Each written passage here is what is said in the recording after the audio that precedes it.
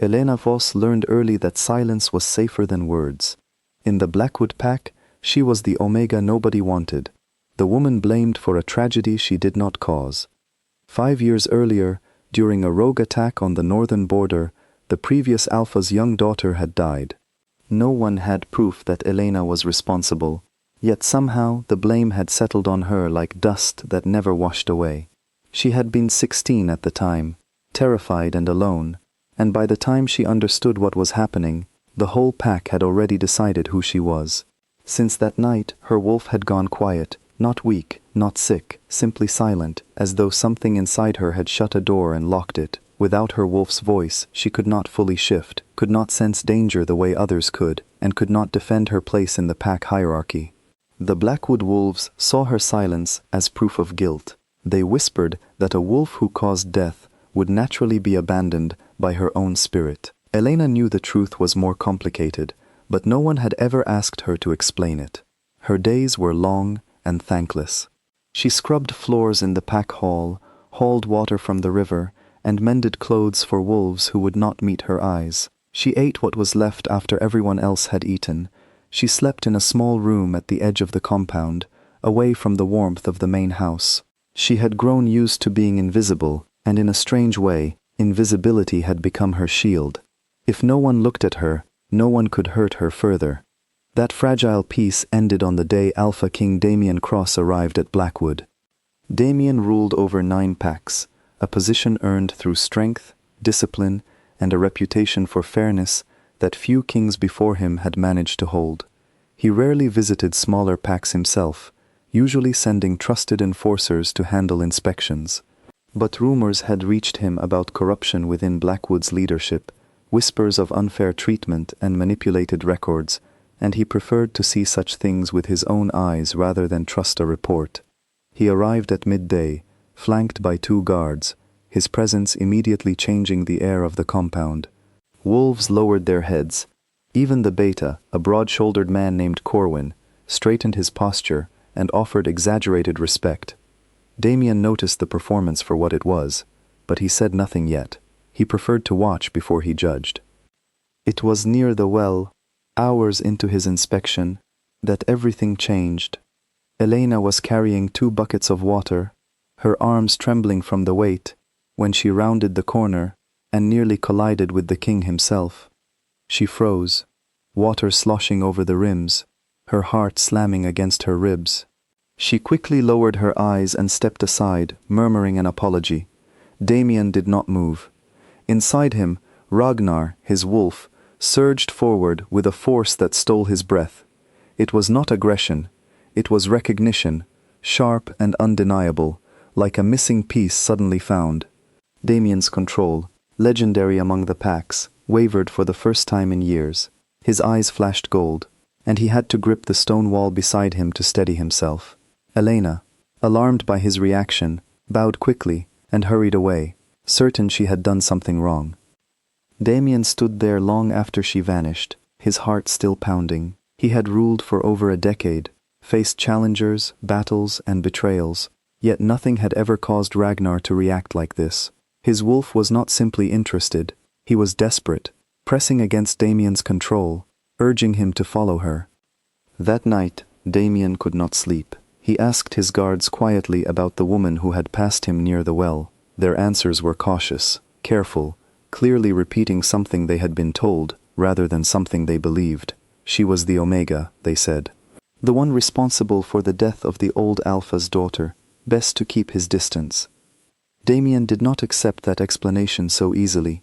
A king who ruled fairly did not accept rumors as fact, especially when his own wolf had reacted to her with such intensity.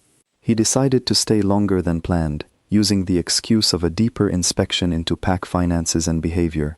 Over the following days he watched Elena from a careful distance. He saw how the pack treated her, the sharp words, the cold shoulders, the way even children were taught to avoid her. Yet he also saw how she worked without complaint, how she helped an elderly wolf carry firewood without being asked, how she quietly gave part of her small meal to a hungry child when she thought no one was looking. One afternoon, he watched her tend to a young wolf who had scraped his knee while playing near the training yard. The boy's mother had scolded him from a distance, too wary of Elena to approach, yet Elena knelt beside him anyway, cleaning the wound with a torn strip of cloth and speaking softly until his tears stopped. She asked for nothing in return, not even a word of thanks, and when the mother finally came to collect her son, Elena simply stepped back and returned to her work as though nothing had happened. Damien found himself standing in the shadow of a doorway longer than necessary, watching a woman the pack called dangerous show more gentleness than most wolves he had known in positions of power. It was moments like these that made the whispers about her feel increasingly hollow. A woman capable of true cruelty, he thought, would not waste her energy comforting a child who could offer her nothing. The more he watched, the more certain he became that Blackwood had built its judgment of Elena on fear rather than fact, and fear, he knew from long experience, rarely told the truth.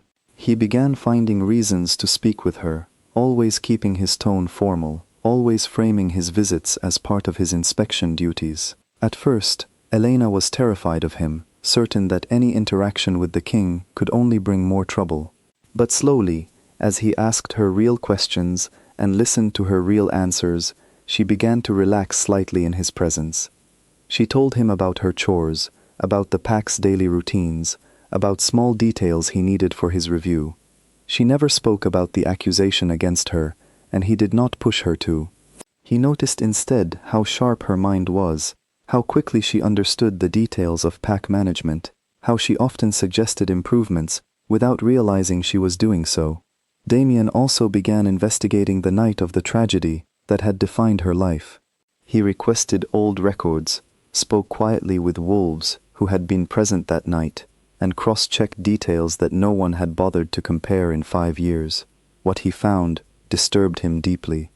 The records blaming Elena had been altered.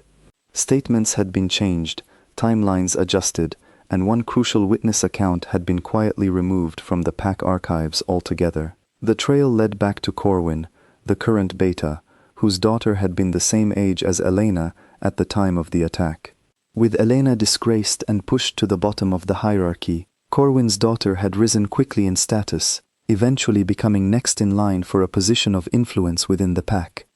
Damien realized that Elena had not failed her pack that night. She had been the pack's own scapegoat, sacrificed to protect the ambitions of a man who wanted power for his family. As he uncovered the truth, Ragnar's reaction to Elena finally began to make sense. Ancient pack law spoke of a rare bloodline known as wardens, wolves born with the ability to anchor and stabilize a king's wolf, strengthening the bonds between packs and preventing the kind of chaos that could destroy alliances. Wardens were thought to be extinct, their bloodline lost generations ago during a great war between packs. If Elena carried that blood, it would explain everything. Her wolf's silence, forced into hiding by years of suppression and fear, and Ragnar's undeniable pull toward her. Damien began to suspect that Elena's wolf had not disappeared out of guilt. It had gone silent out of self-protection, retreating deep inside her after years of being told she was dangerous, worthless, and unwanted. A warden's wolf, if suppressed long enough, could hide so completely that even its own host might forget it existed. He needed to know for certain, but he also knew that revealing his suspicion too soon could put Elena in immediate danger. If Corwin realized what she truly was, and what exposure would cost him, he would not hesitate to eliminate the threat entirely. Damien moved carefully, gathering full evidence of the falsified records, while quietly assigning one of his most trusted guards to watch over Elena without her knowledge. He wanted to be sure of the truth before he revealed anything to the pack, and he wanted to be certain she would be protected the moment he did. But Corwin, sensing the king's prolonged stay and quiet questions, grew suspicious. He worried that the investigation into pack finances was merely a cover for something closer to home. When one of his own men reported that the king had been asking questions about the night of the old Alpha's daughter's death, Corwin understood that his years of careful manipulation were at risk of unraveling. He decided to act before the truth could surface.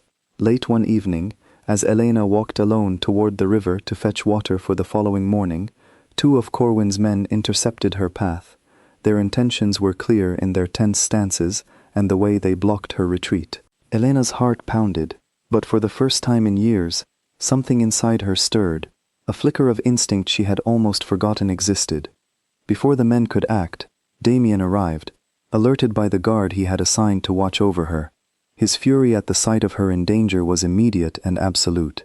Ragnar surged forward with such force that Damien's shift was instantaneous, raw power radiating from him as he placed himself between Elena and the threat. The confrontation drew the attention of nearby wolves, and soon much of the pack gathered to witness the scene.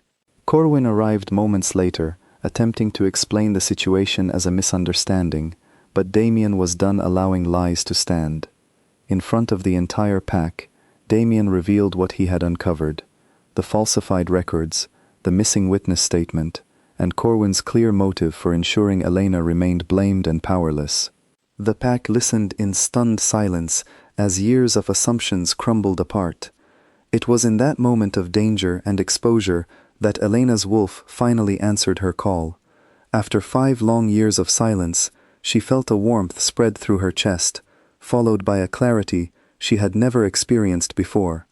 Her shift came naturally, without pain or struggle, and for the first time, she stood before the pack, not as the hated Omega, but as a wolf of quiet, undeniable strength.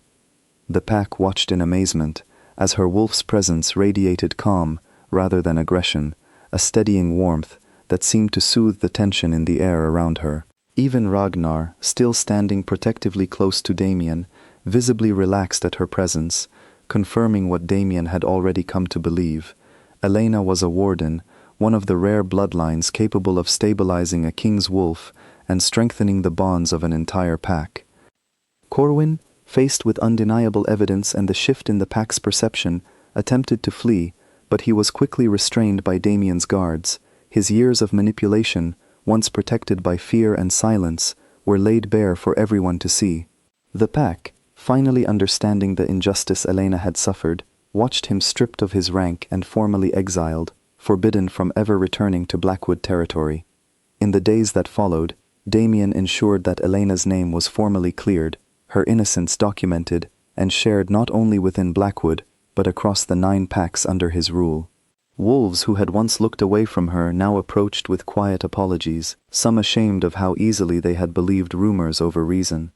Elena, though relieved, needed time to adjust to a life so different from the one she had known. Damien was patient with her, never pushing her toward a role she was not ready to accept. He explained what it meant to be a warden, how her bond with Ragnar was not a burden, but a rare gift, one that could bring stability and strength not just to him, but to every pack connected through him. Slowly, Elena allowed herself to imagine a future beyond survival. She began training with her wolf, learning to embrace the strength she had suppressed for so long. The first few attempts were clumsy and uncertain, her shifts uneven as she relearned a connection that had been buried for years. There were mornings when frustration brought her to tears, convinced that 5 years of silence had damaged something beyond repair. But each time she wanted to give up, she remembered the warmth she had felt the night her wolf finally answered her, and she pushed forward again. Damien stood beside her through every step, not as a king demanding loyalty, but as someone who genuinely wanted to see her thrive. He never rushed her, never treated her uncertainty as weakness, and never compared her progress to what a warden was supposed to achieve, according to old legends. Instead, he celebrated small victories with her, the first clean shift, the first time she sensed Ragnar's mood before Damien spoke a word, the first time she laughed freely, without checking over her shoulder for judgment. Their bond deepened naturally, built not on the desperation of Ragnar's initial reaction, but on mutual respect and understanding. Elena saw in Damien a man willing to seek truth even when it was inconvenient, a leader who valued fairness over convenience. Damien saw in Elena a woman who had endured cruelty without losing her compassion, who had helped others even while enduring her own suffering. Months later, Damien formally presented Elena to the 9 packs, not as a symbol of pity or rescue, but as his equal and future queen. The wolves who gathered for the announcement saw a woman transformed, not by magic or fate alone, but by her own resilience finally given the chance to shine. Elena stood tall that day, her wolf calm and steady beside Ragnar, no longer hidden, no longer silenced. The pack that had once scorned her now knelt before her, not out of fear, but out of genuine respect for what she had survived and what she had become. She had spent 5 years believing she was cursed, unwanted, and alone. In truth, she had simply been waiting for someone willing to look past the rumors and see her clearly. In finding that person, she had also finally found herself,